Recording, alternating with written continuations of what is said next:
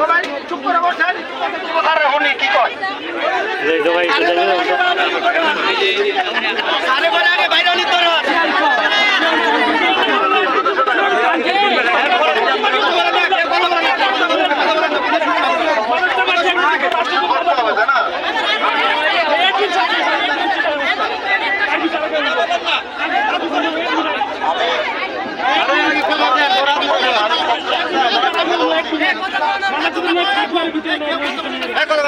সবাই হুনো সবাই হুনো আপনাদের টাকা যেভাবে হোক সেটা আপনাদের এই কর্মস্থলে যে কষ্ট করছেন সেই টাকা আপনাদেরকে দিয়ে দেওয়া হবে।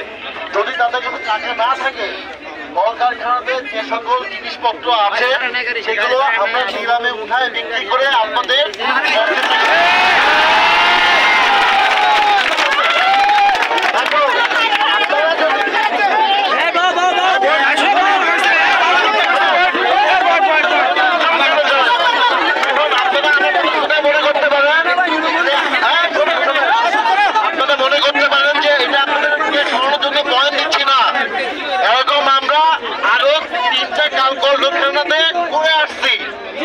শ্রমিকের বেতনের জন্য যদি তারা যদি কষ্ট করতেছে এত দিন মজুর খাটতেছে তাদের দিন আমরা দিতে হবে।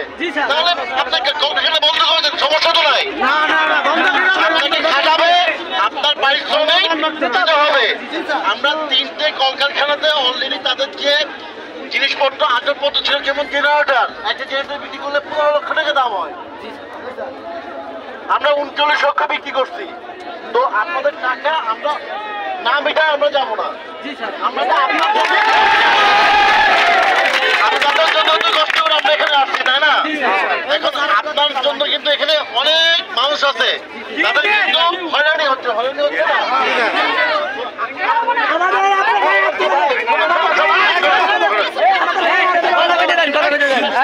আপনারা তো হয়রান করতো, তাই না? আপনারা তো হয়রানির শিকার, আমি বুঝতেছি। বাট আপনার জন্য আর একটা ভাইকে তো আপনি এভাবে কষ্ট দিতে পারেন না। আমরা বোঝার জন্য তো আসছি।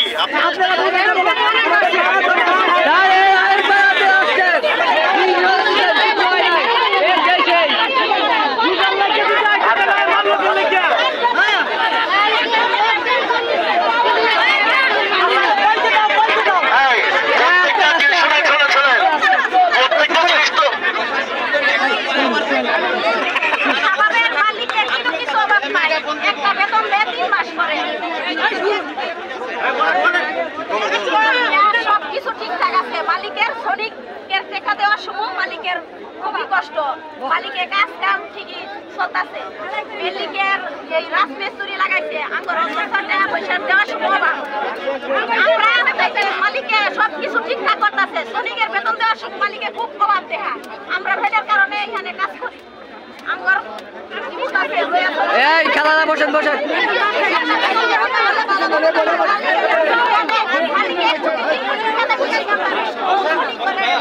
হাসেব হাসেব আমরা অলরেডি মালিক পক্ষের সাথে কথা বলছি, তাদের সাথে আমাদের কথা হয়েছে। আপনাদের ন্যায্য পাওনা যেটা আছে আমরা সর্বোচ্চ অঙ্কে চেষ্টা করবো আমাদের এই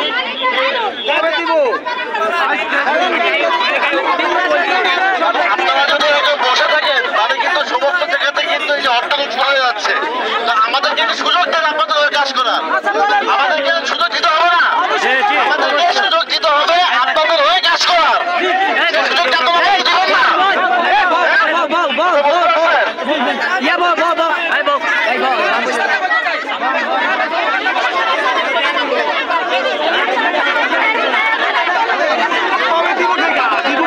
আরে